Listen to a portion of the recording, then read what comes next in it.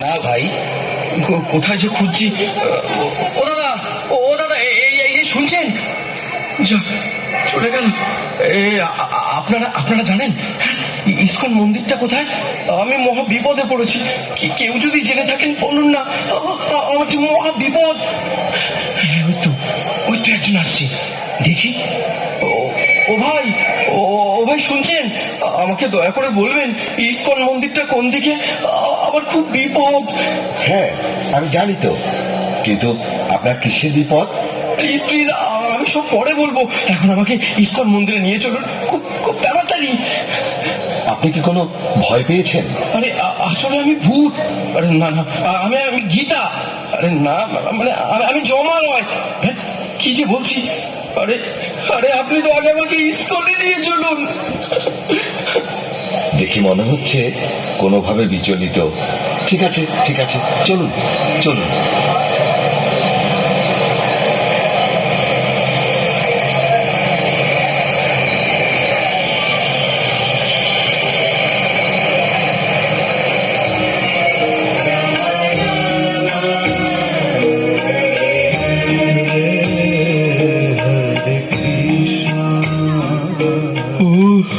কি শান্তি পেলাম। হরে কৃষ্ণ কৃষ্ণ কৃষ্ণ হরে হরে, হরে রাম রাম রাম হরে হরে।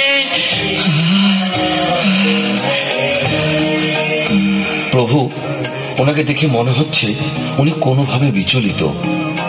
হ্যাঁ তাই তো। আচ্ছা, আপনাকে দেখে মনে হচ্ছে আপনি কোনো ভয় পেয়েছেন। আর বলবেন না প্রভু, এই প্রাণ নিয়ে যমালয় থেকে ফিরে এলাম, আর আমি গীতা ছাড়া থাকবো না। জানেন, যমরাজ আমাকে এই গীতা পড়তে বলেছেন। তাই? কিরকম? সে অনেক কথা।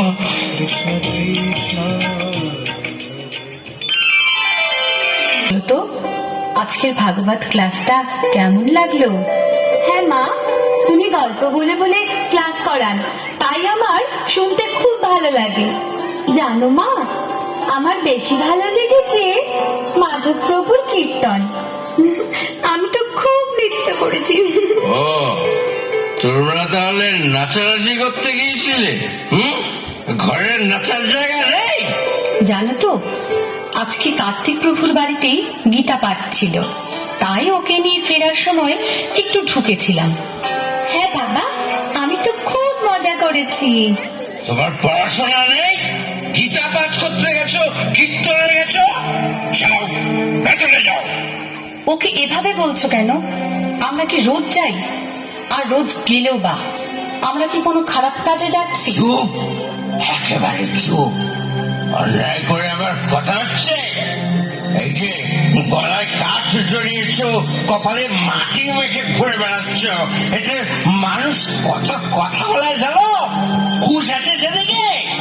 আবার কয়েক মাস ধরে দেখছি নিরামিষ খাবার রান্না করছে। খেয়ে নি বলে কি মাথায় উঠে গেছো? এসব আমার পছন্দ নয়, মানতে পারবো না আমি সব। ও, মাছ মাংস করে দিতে পারি না বলে খারাপ হয়ে গেছি। নিরীহ প্রাণীদের হত্যা করে তাদের মাংস খেতে খুব আনন্দ লাগে। অন্য প্রাণীদের হত্যা করে আনন্দ করতে চাও?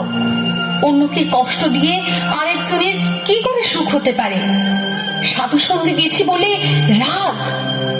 বাচ্চাকে নিয়ে তোমার সঙ্গে সিরিয়াল দেখলে আর মদ খেলে ভালো হতো। দেখো, একটু বোঝার চেষ্টা করো। সমাজের এই ভয়ঙ্কর পরিস্থিতি থেকে যদি সন্তানকে সুস্থভাবে মানুষ করতে হয়, তাহলে এই যে ধর্মের পথ, শ্রীল প্রভুপাদের গীতা অবশ্যই অধ্যয়ন করতে হবে। হ্যাঁ গো, তুমিও গীতা পড়ো, তাহলে বুঝতে পারবে আমাদের জীবনের প্রকৃত উদ্দেশ্য কি। ব্যাস, অনেক হয়েছে। এই দেখো, এই তুমি যা করছো করো, আমাকে না বেশি জ্ঞান দিতে আসবে না, বুঝেছ? তাকে শ্মশানে নিয়ে যাওয়া হচ্ছে।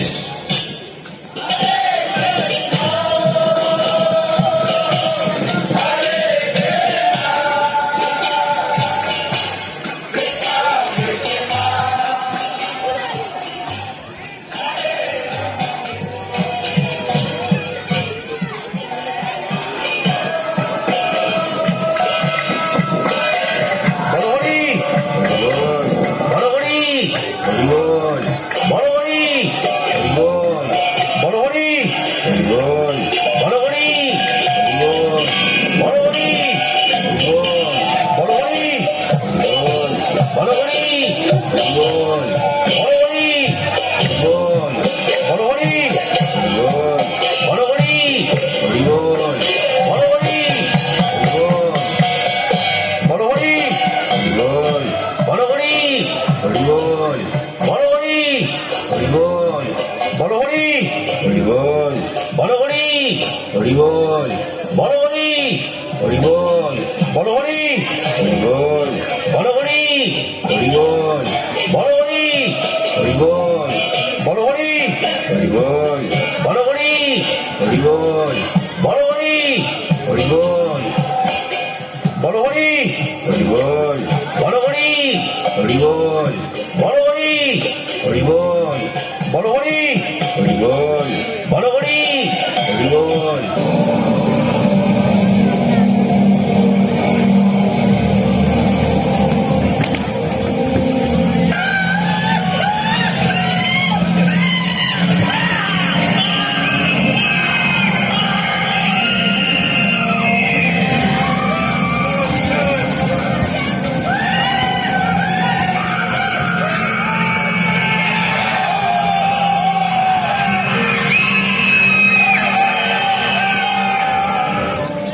এই তোমরা আমাকে কোথায় নিয়ে এসেছো? হ্যাঁ, ছাড়ো, ছাড়ো আমাকে। হ্যাঁ, এই এদের কিভাবে কষ্ট দিচ্ছ কেন? হ্যাঁ, এই তোমরা তোমরা কি? আমাকে ছাড়ো, আমাকে ছাড়ো, আমি বাড়ি যাবো। ওই চুপ করে দাঁড়া এখানে। পাপ করার সময় মনে ছিল না? ছেড়ে দাও। এখানে এখানে সব কি হচ্ছে? তোমরা তোমরা আমাকে কেন এনেছো? এখানে সবার কর্মফলের বিচার হচ্ছে। আর ওই যে দেখ, ওই যে ওখানে ওরা শাস্তি ভোগ করছে।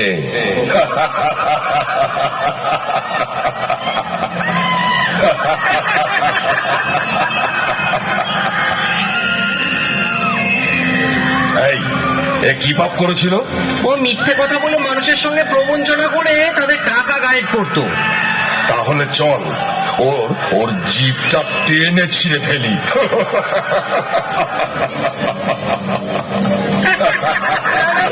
তোমরা এরকম করো না, ছেড়ে দাও, ছেড়ে দাও আমাকে, তোমরা ছেড়ে দাও।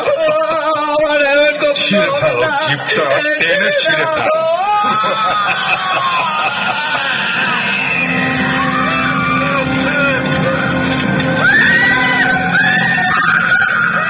এর কি পাপ? এ জীব হত্যা করে তার মাংস খেত। তবে একে ধর, ওই গরম তেলের কড়াই আছে, সেখানে ফুটন্ত তেলে ফেলে দেই।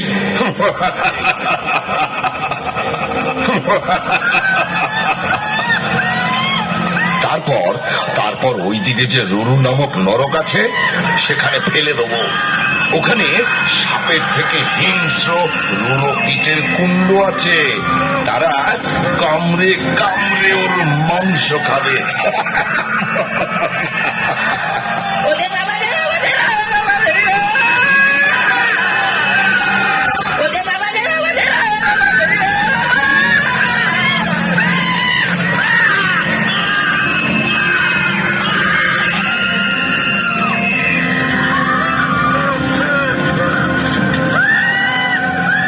এ কি পাপ করেছে?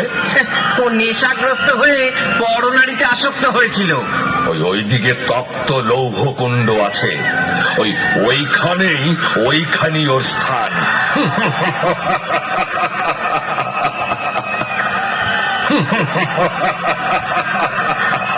না না না না না না, আমাকে আমাকে ছেড়ে দাও, ছেড়ে দাও। এই কাজ আমি আর কখনো করবো না। ছেড়ে দাও, ছেড়ে দাও, ছেড়ে দাও। এটা এখানে আসার আগে ভাবা উচিত ছিল। এখানে এসেছিস যখন, শাস্তি তোকে ভোগ করতেই হবে। না না না না না, আমাকে ছেড়ে দাও, ছেড়ে দাও। এই কাজ আমি আর কখনো করবো না। ছেড়ে দাও, ছেড়ে দাও, ছেড়ে দাও।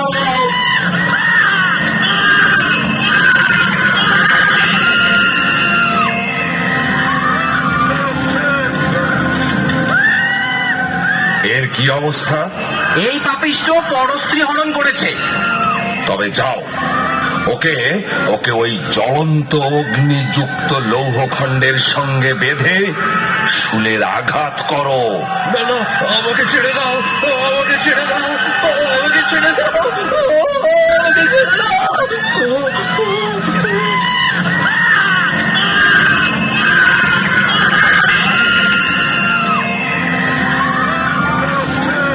এ আবার কোন পাপিষ্ঠ?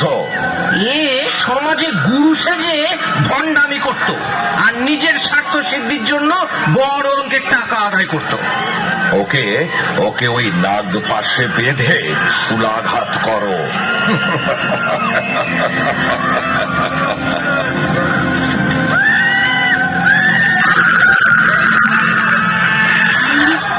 ওকে মারছো কেন? ও যে আমাদের সুদাম কাকা। ও কাকা, এই তুমি তো কদিন আগে মারা গেলে, তবে এখানে কি করে আসলে? আমি পাপ কাজ করেছি রে, তাই আমার শাস্তি হচ্ছে। এই চল, তোর সময় হয়ে গেছে।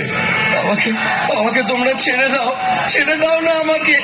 তোমরা তো একজনকে ছাড়তে পারো, আমি আর কোনো পাপ কাজ করবো না। ছেড়ে দাও আমাকে, আমাকে ছেড়ে দাও।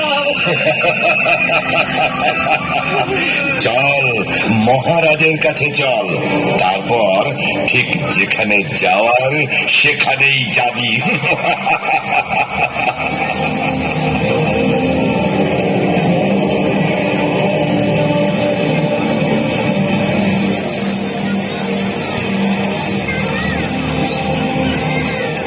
এর নাম কি? সৌরভ প্রামাণিক।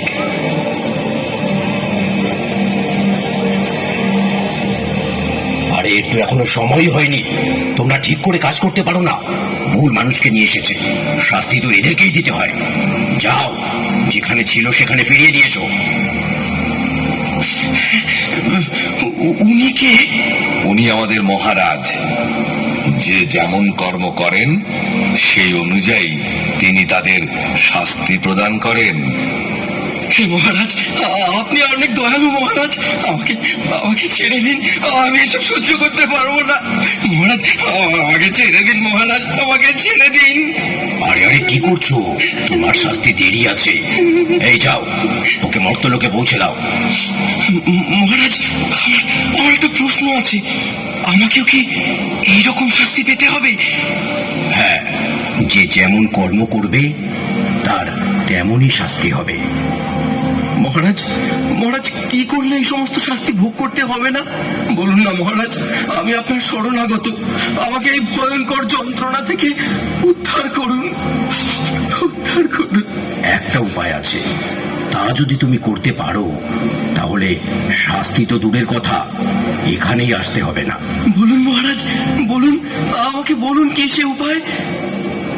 মর্তধামে অভয়চরণ শিলপ্রভুপাদ নামে এক মহান ভক্তের লেখা শ্রীমদ্ ভাগবত গীতা যথাযথ গ্রন্থ আছে। তা অধ্যয়নের মাধ্যমে যদি তুমি তোমার জীবনকে কৃষ্ণ ভাবনাময় করে তুলতে পারো তাহলে আর এখানে আসতে হবে না। শিলপ্রভুপাদ? আমার স্ত্রীও তো ওনারই গীতা পড়ে, আমাকেও পড়তে বলে। তবে যাও, নিজের পরিবারের সঙ্গে কৃষ্ণ ভক্তির অনুশীলন করো। ঠিক আছে মহারাজ, আপনাকে আপনাকে অনেক অনেক ধন্যবাদ, অনেক ধন্যবাদ।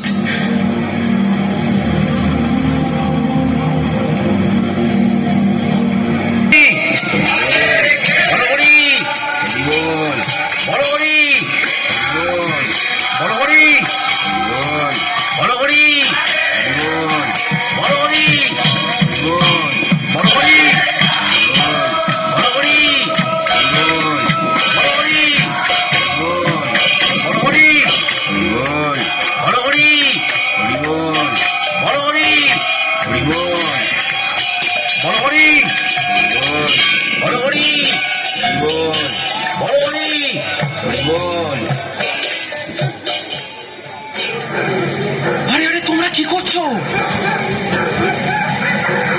ভূত ভূত ভূত ভূত, পালাও পালাও, ভূত এসেছে রে, ভূত এসেছে, ভূত। আমাকে সবাই ভূত বলছে কেন? ভূত ভূত ভূত ভূত ভূত, পালাও পালাও, তুমি যেহেতু মারা গিয়েছিলে তাই সবাই তোমায় ভূত বলছে। এখন তুমি ইস্কনে যাও আর গীতা পড়ো।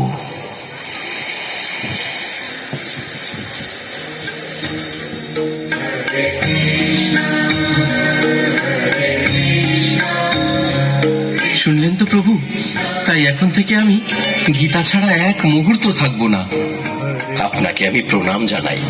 আপনার স্ত্রী অনেক ভালো ভক্ত হওয়ার কারণে আপনি জমালয় থেকে ফিরে এলেন। তাই এখন বাড়িতে ফিরে শ্রীকৃষ্ণের সংসার গড়ে তুলুন। হরে কৃষ্ণ। চলুন আমরা সকলে মিলে একসঙ্গে কলিযুগের যুগধর্ম হরে কৃষ্ণ মহামন্ত্র উচ্চারণ করি। হরে কৃষ্ণ কৃষ্ণ কৃষ্ণ হরে হরে, হরে রাম রাম রাম হরে হরে। সবাই এখানে ওয়েট করো।